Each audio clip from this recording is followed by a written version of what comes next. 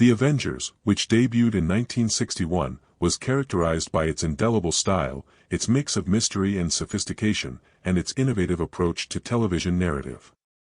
But among its numerous iconic moments, there was one notorious scene that stood out, not because of the excellence that generally marked the show, but for transgressing boundaries in a manner that was too much for audiences and networks to handle. The fallout was so intense that it contributed to the end of the show's original run. What was it about this moment that made it so unforgettable, and why did it spark such fierce backlash? Could this single scene hold secrets that even the most dedicated fans never expected? To get it, we have to go back to the start, to the problems, successes, and cultural currents that transformed the Avengers and its trajectory from humble crime drama to revolutionary cultural icon. If this kind of story touches your heart, if you're someone who cares about truth, responsibility, and speaking up for the voiceless, please like this video, subscribe to our channel Spark Science, and share it with someone who should hear it. Let's get started. When the Avengers initially debuted on television, it was quite different from the hip, dreamlike show that eventually emerged. It started humbly as a simple crime drama, with a focus on gritty plotting and serious characters. By the mid-1960s, though, it had evolved into something altogether braver, a high-octane spy thriller of surreal flavor that intertwined espionage, satire, and science fiction in a manner audiences had not experienced before. This new boldness made the show one of the most ambitious of its era, but with ambition comes cost, and beneath the sheen were building tensions. Producers, actors, and writers frequently disagreed over where the show was headed, with those disagreements occasionally jeopardizing the very existence of the production. One of the first and most critical moments of tension involved a key casting shakeup in 1965. Honor Blackman, who had been playing the witty and assertive Kathy Gale, had left the series. To take her place, the production hired Diana Rigg as Emma Peel, and her arrival defined nothing short of a new era for the show.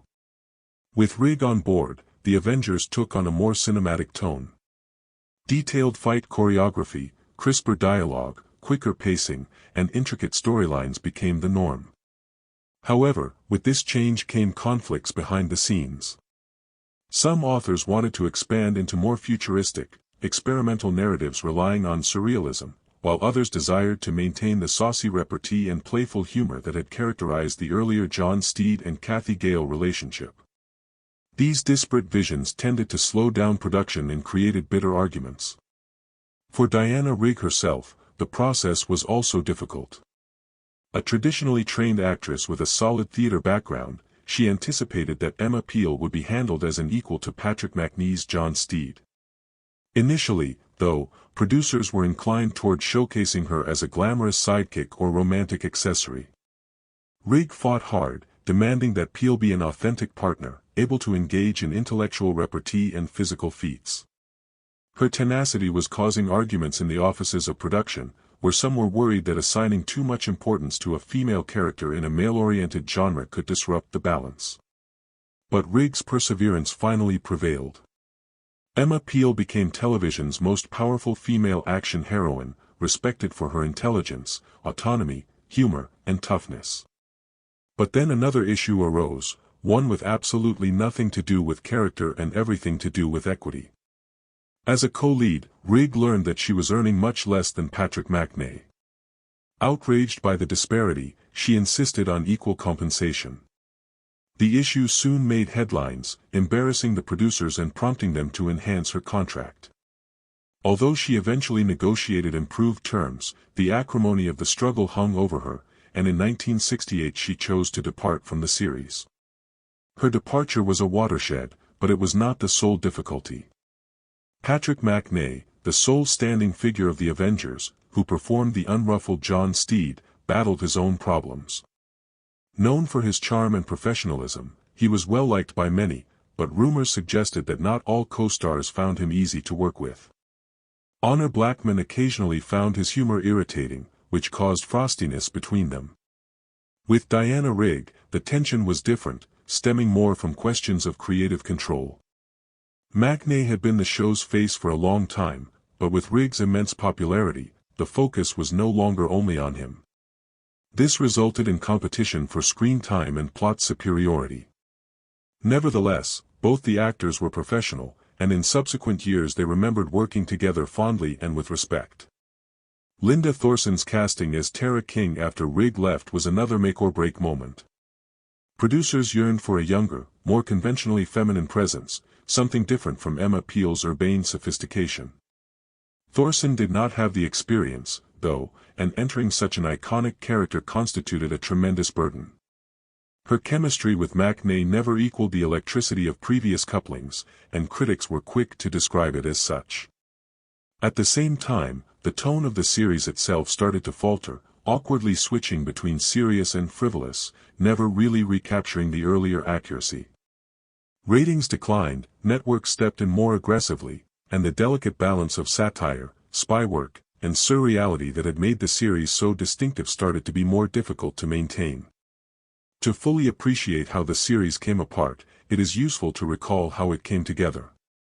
In the early 1960s, British television was on the threshold of a golden age.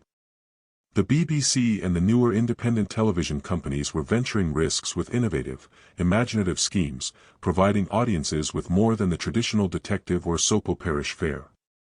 Sidney Newman, a Canadian producer with a reputation for brilliance, had already proved himself with armchair theatre. By 1960, he was intent on going further, crafting a spy thriller with sophistication and humor that diverged from the hard-boiled detective tropes that filled screens. This was the germ that became the Avengers. By the point at which Diana Rigg joined in 1965, the show was prepared to take off. Emma Peel, sophisticated, intelligent, and expert in martial arts, was not only a partner to Steed but also a female icon.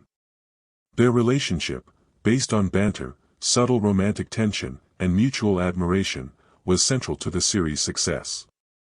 Unlike most female characters of the era, Peel was not only capable of saving herself but often saved the day. The surrealist touch added during her tenure, with bizarre villains, strange experiments, and fantastical plots, made the Avengers one of the most stylish and influential series of the 60s. But as the 60s expired, the cracks were starting to appear. Low ratings, in-house battles, and network interference all eroded the magic. And then there was the infamous moment. During its broadcast lifespan, the Avengers had fed on defying conventions, blending elegance, action, and satire. But towards the end, one moment pushed the envelope too far. This episode has been the subject of rumor ever since it was speedily withdrawn from circulation. Surviving reports imply that it had a more sinister tone than normal, with suggestions of psychological sadism or political overtones being out of place with the light-hearted style audiences were used to. It was either the disturbing realism of the scene or the clandestine social commentary, they claim, that unsettled viewers, thus making broadcasters anxious. Whatever it said, it lacked the playful remove that permitted the series' violence and oddity to remain within the bounds of acceptability. Rather, it was too raw, too real. Coming at a time when British authorities were cracking down on TV violence, and American networks such as ABC feared conservative backlash, this was enough to send alarm signals. Executives feared a scandal, advertisers pulled back, and the episode was banned before it could air widely. Though some regional broadcasts slipped through, no official copies survived syndication. The secrecy only fueled rumors. What exactly happened in that scene? Fans speculated for decades, but the truth remained hidden, adding to the show's mystique. Alas, the storm hit at the worst time.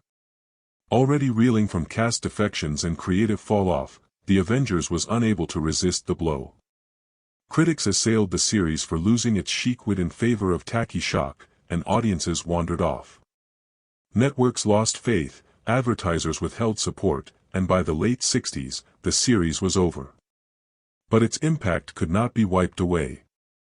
Even when it was cancelled, The Avengers continued as a cultural force.